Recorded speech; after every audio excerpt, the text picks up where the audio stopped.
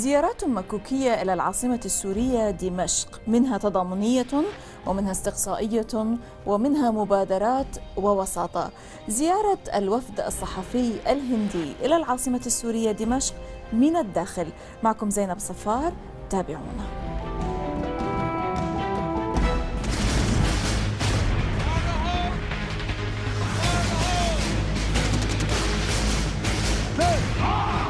العلاقات الثنائية بين الهند وسوريا تاريخية وموثقة. أول كنيسة مسيحية في الهند الكنيسة السورية الأرثوذكسية، وتعود جذورها إلى سوريا.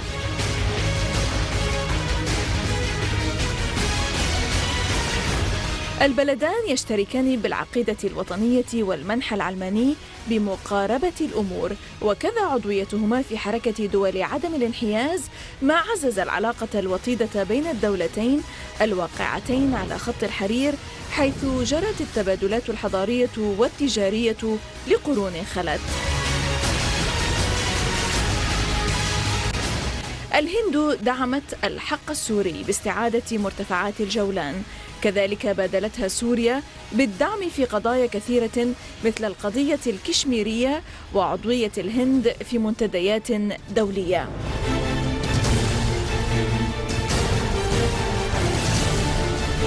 أما برامج التبادل التعليمي فقد شهدت على توقيع اتفاقيات تعاون في الحقلين العلمي والتقني.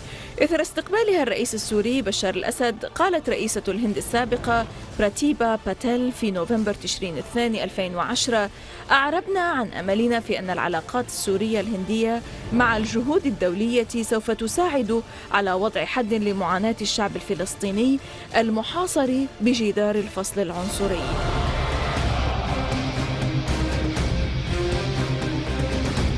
أما بالنسبة للأحداث الأخيرة في سوريا، فقد عملت الهند من خلف الكواليس على تمييع مسودة مشروع قانون مدعوم سعوديا يقوم على إدانة سوريا بشدة على الوضع الراهن في البلاد، ويطالب الرئيس الأسد بالتنحي.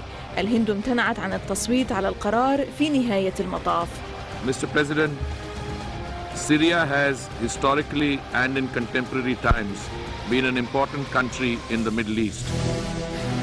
ماذا يخبرنا الامين العام لمنتدى تضامن الهند فلسطين ومؤسس قافلة آسيا إلى غزة والمسيرة العالمية نحو القدس، المنسق العام لتضامن الشعوب الآسيوية من أجل فلسطين السيد فيروز ميتي والا، عن زيارة الوفد الصحفي الهندي إلى العاصمة السورية دمشق ومشاهداته الميدانية والعلاقات السورية الهندية الحالية.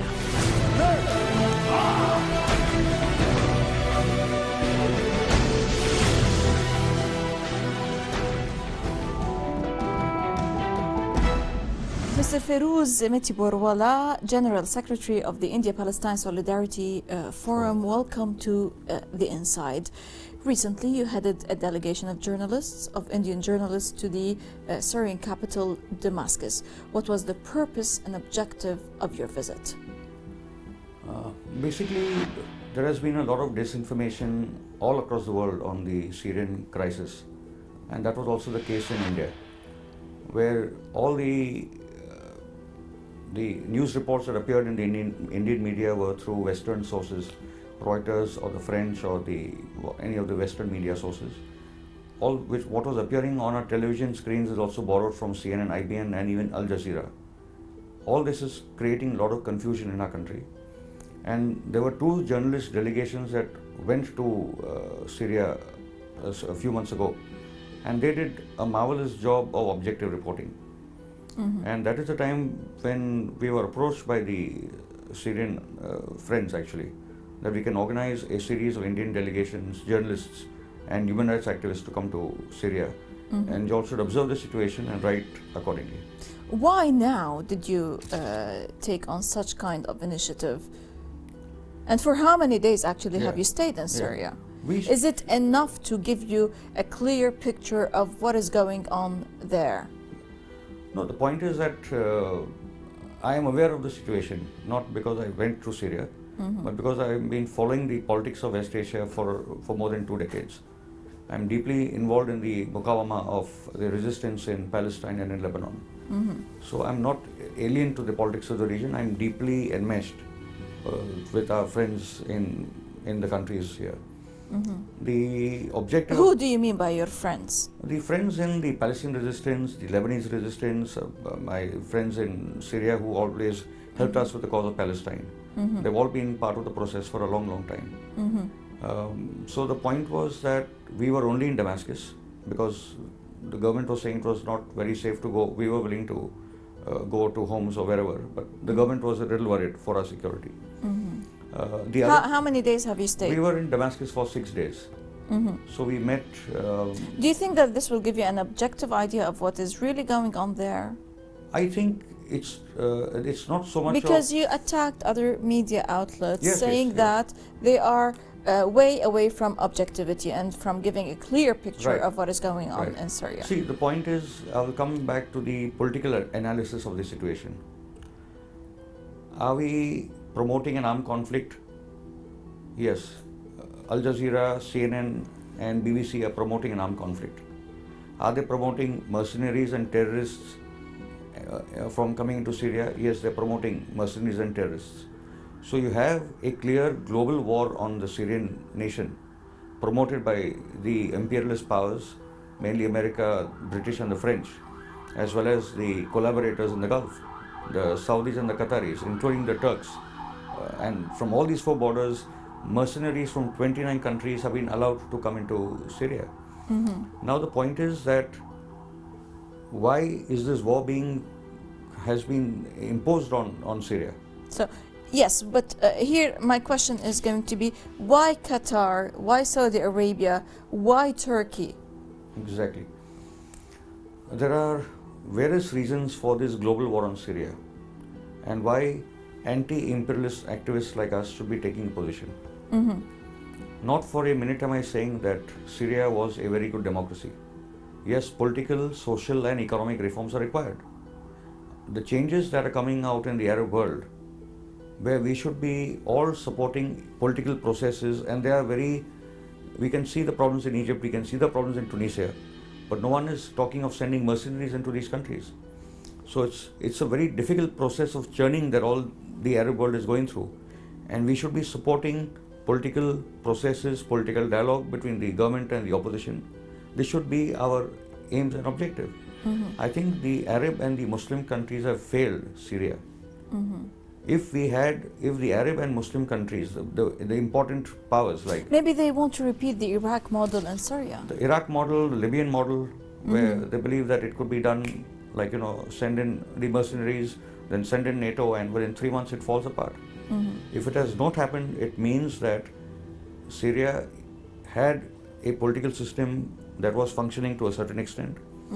Syrian civil society was part of that political system, though they are demanding reform. But this is not an Afghanistan. This is not Mali. Syria is a 10,000-year-old civilization. This is not some tribal society that you can walk over. Okay? Now, when you go back to India, what messages are you going to take with you, and how are you going to materialize whatever you reached in Damascus? The messages are very clear. One is that Syria has been attacked because it is central to the resistance in the region. Syria has not compromised with the imperial powers, with Israel, unlike the other Arab regimes of the area. That is why Syria is being made to pay the price. The second is the politics of the pipelines, of controlling the pipelines from Saudi to Qatar, through Syria to Turkey to Europe. They want to control the pipelines as they have done in Afghanistan and Central Asia. The third is also about the gas and the oil reserves that have been discovered in the Mediterranean. The fourth part is to destroy Syrian infrastructure. Electric transmission lines, schools, colleges, hospitals. This is not about democracy. This is not about people demanding reform. This is why Syria is attacked now. Exactly. And worse, to bring about a Somalia type of situation in Libya, in Syria. And to then maybe balkanize, divide Syria into statelets, Alawi, Christian, Sunni, Shia, Druze, Kurd. So then the region will be dominated by Israel and Turkey. Partitioned, so that the region is then dominated by Israel and Turkey. Syria is now the Arab power that can actually give a direction to the Arab resistance.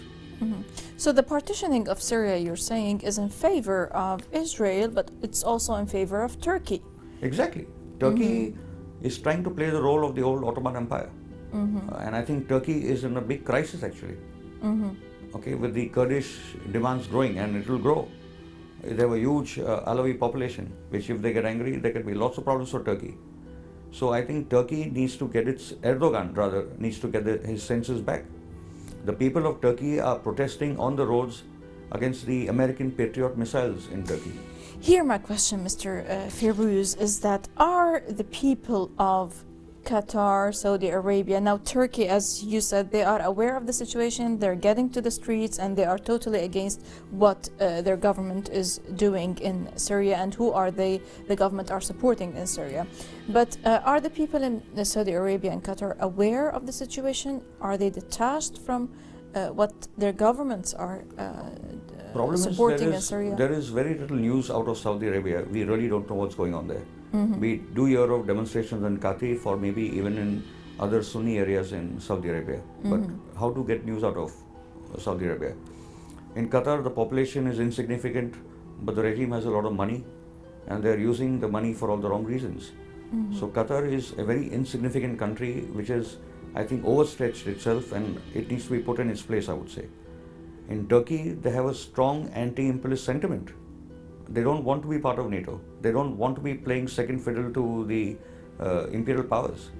So I think for us to engage at the same time with the people of Saudi Arabia, with the people of Qatar, with the people of Turkey is also very important.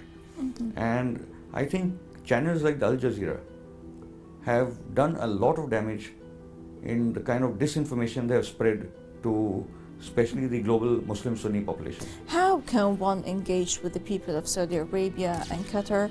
And with Turkey, maybe it's much easier, exactly. But with Saudi Arabia, for example, you're saying, which is, you know, a dark reality, that we don't know what's going on inside Saudi Arabia because the media outlets are so much controlled by we know who, the sides related to the government. So I think Saudi and Qatar, as societies, as monarchies with a great American presence, the naval bases, the military bases, I don't know how to reach out to the people. That's a major question, I think, for Arab civil society to deal with.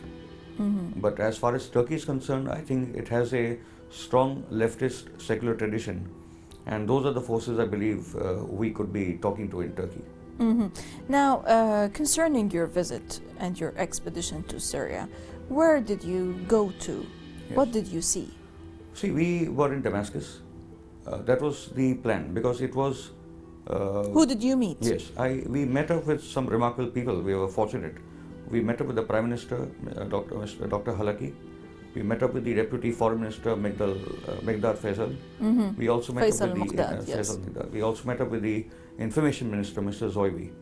So there were some remarkable insights that we got, including because this is governmental level. Yes, so those are governmental level. Then we met up with a lot of people in the shelters.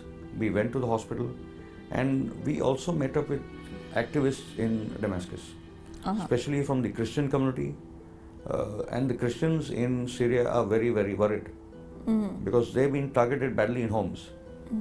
The churches have been destroyed, their homes have been destroyed. And I think the message of the Christians is that if Syria is reduced to an Syrian Islamic Arab Republic, they will have to leave Syria. So do you think that it's a systemized effort to drive the Christians out of Syria? I think it's not only out of Syria. Of the Orient, yes, as a whole. Exactly. I'm not naming the person, though she is an important figure in the Christian church. I also asked her two questions. Because in Iraq, the Christians have been targeted. The very small minority in Iraq. They've been targeted in other regions which are out of control, you know, where the Americans have a presence. Also in Egypt, they were targeted. Yes. I asked her that, do you believe there is a Zionist plan to ethnically cleanse the Christians from the region? She said, yes, we do feel, but we do not have any documented evidence. But I think the way Jews were driven out of Baghdad by Mossad bombings in 48, similarly, I think Christians are being driven out of Iraq, out of, I think even in Syria, and of course they're being driven out of Palestine. I think it's the Zionist answer to Jesus Christ. that we are going to take over Palestine. Maybe they want the region to be just a war, sectarian war among Muslims themselves. Yeah, amongst Muslims, but it is the old fight between the Zionists and Jesus. Where Jesus basically, the new message from Jesus was that God is the God of all humanity. It's not about the chosen people. That was the battle between Jesus and the Jewish orthodoxy at that time. Right. Mr. Fayrouz, we're going to stop for a short break, but after the break we'll talk a bit more about your activities, not only here in this part of the world, but also back at home in India. The Inside will be back after the break. Stay tuned.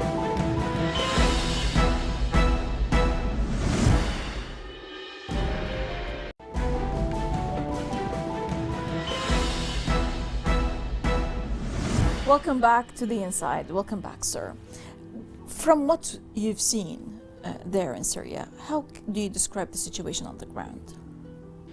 I think the situation is now coming into the control of the government and the army. Basically, 6 to 8 months ago, we wouldn't know which direction it was actually going.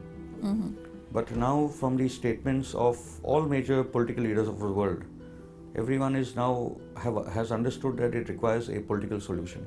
That's why they all have been talking about the political situation and solution in Syria. But this was offered 2 years ago by the government.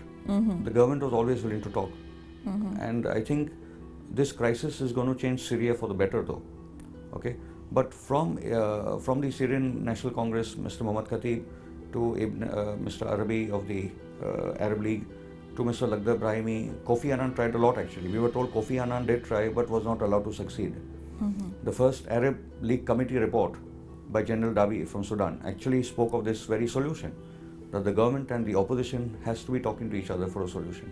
So at that level, I believe that everyone understands this, apart from maybe a few fanatics. At the second level, what about the people on the ground? Whatever you experienced on the ground, what were their reaction? Where did you go in particular? Which places have you visited? Which places you couldn't visit due to the situation and the ongoing clashes? I will come to the sad part of it all.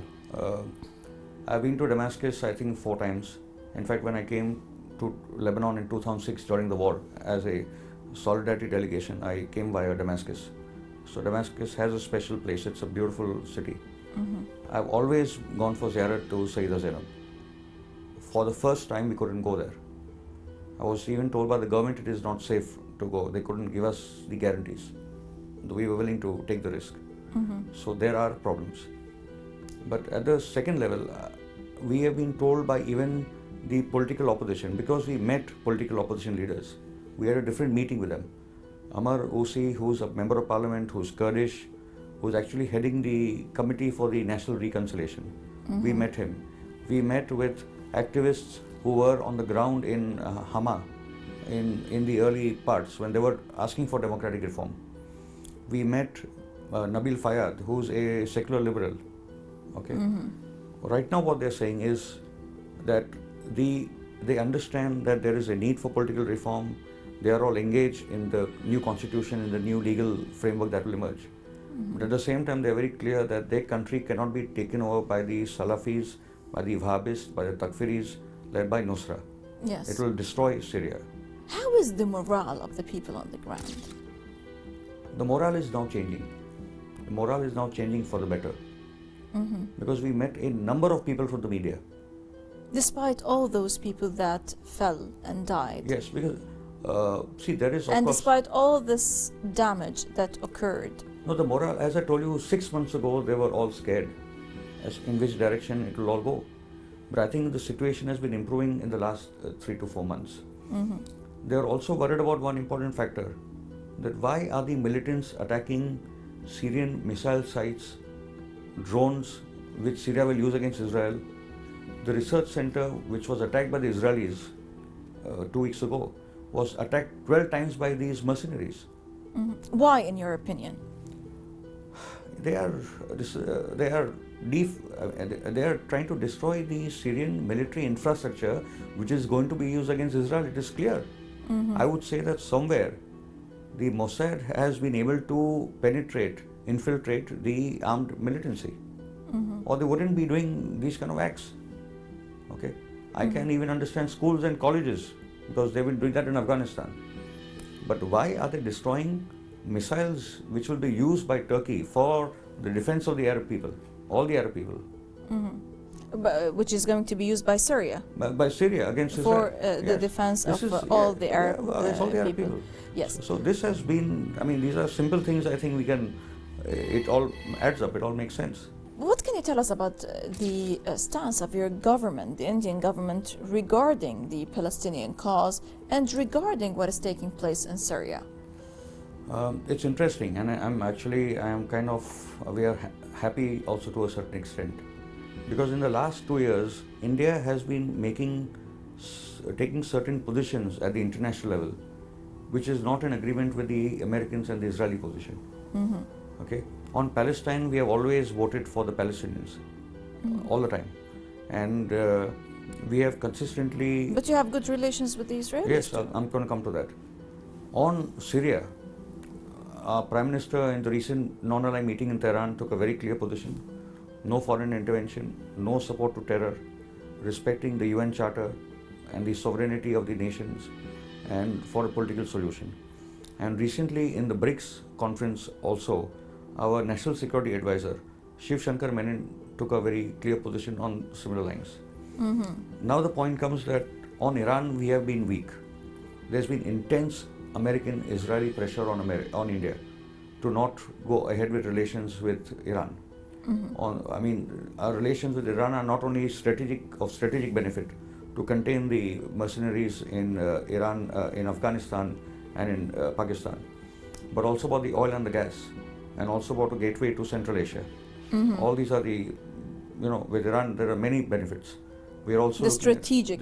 We also have an agreement in rupee trade, no dollars. We take the gas and the oil in rupees, and we have barter system. We have technology exchange. It's a win-win situation for Iran and India. But the American pressure has been intense on India, and there we need Indian policy to become positive on Iran. But that requires a lot more work in India. But on BRICS, now BRICS is not only an economic bloc, BRICS is emerging as a political bloc as well. As a power. As a political power. Yes, as somebody who can just, play in the balance of the situation in the region. So, but see, the place where... And India is not on good terms with China inside the BRICS when it comes to various issues in the region. We are competing with China, but we are not going to have a war with China. That's not the situation. There are two powers that are competing in the region. But India and Chinese have a very good trade. We have a very good political relationship. There is no tension on the borders. That is, though the Americans are trying to use us against China, as they're using Korea and Japan against China in that part of the world. But India is not... But they are not using you and pressuring you concerning the Palestinian cause? They are trying, but they can't do it. The point is that our foundations of our support to Palestine are so strong that no secular government in India can afford to, just for moral reasons. But Fairouz, you are one of the organizers and the head of the organizers of the various Palestinian conferences on Palestine, the most recent of which is the Justice for Palestine Forum, and you've faced some logistical and technical problems from your government, so to say, with the issuing of the visas and so on and so forth. The issue of the visas was actually a little technical problem, in which it was more of our inexperience. Do you think it's a little technical problem, yeah, not to get the delegates that are going to be prime speakers at your conference? No, everyone was allowed. Actually, we didn't do our job well, actually. It was not really... India-Pakistan will be a problem, because we really don't know what happens in the visas. But there were a couple of documents missing. I think we were not aware of that. And our friends in Iran were not allowed, but otherwise everybody else came for the conference. So it wasn't against anybody in particular or any country in particular, but it's a little technical problem. And the other point is that it applies to everybody, that if a delegate is coming for a conference from abroad, they need to get a conference visa. You cannot come as a tourist and make political statements. So you just have to ensure that conference visas are issued, and then you're in the country, which is fine. So we had 22 international delegates that came for our conference. And coming back to the Damascus matter, see, one is, of course, we went to observe the situation, to speak to all the people that we could. But we also proposed an international solidarity conference to be held in Damascus. If there are mercenaries from 29 countries that have been mobilized to come and attack Syria, I think the anti-imperialist activists like us need to do much more mobilization. Okay? Because it is about solidarity with Syria, it is about peace, it is about democracy, it is about political reform, it is about the unity and sovereignty of Syria. You can talk for people for an hour and you wouldn't know their religion or their sect. It's remarkable. The Syrian national identity is very, very strong. Okay, you really wouldn't know if you have to ask them. What was the reaction concerning this initiative? Yes, they're very proud. They're very proud of this fact that you cannot know a Sunni from a Shia, from an Alevi to a Christian. You just cannot know. You know, in India you can know because we have different Hindu and Muslim names, so you can make out. But in Syria you just cannot make out. Right. So what do you give as a sort of counsel and advice for the people in Syria? It's not about counsel and advice, it's solidarity. That basically the victory of Syria is now very, very important for the entire world. It is going to change the geostrategic balance. The victory of Syria or the victory of the government of President Bashar al-Assad? I think the majority of the people are with the government. I mean, you may be surprised, I was surprised. The CNN themselves quoted 40%. So I would say at least 60, if not more, percentage of the people are today with the government of Syria. Okay? And maybe a lot of them want political reform, but they definitely don't want a war. This is not the way. So what we are saying is that let there be a dialogue, a political dialogue, a new constitution that should be agreed upon, and have elections. Then whoever wins wins. Wins, right. It's as simple as that. Right, Mr. Feyrouz Meti Waila, General Secretary of the India-Palestine Solidarity Forum, and you're an anti-imperialist and anti-Zionist activist. Thanks a million for joining us. Thank you. You're most welcome. إذا لقاء جديد في الأسبوع المقبل مع ضيف جديد بقضية جديدة ودائما من الداخل. بريدنا theinside@almayadeen.net. إذا theinside@almayadeen.net. من جوني حنوش، جمال حيدر، إلي فضول ومحمد الخطيب، ومني زينب الصفار. إلى اللقاء.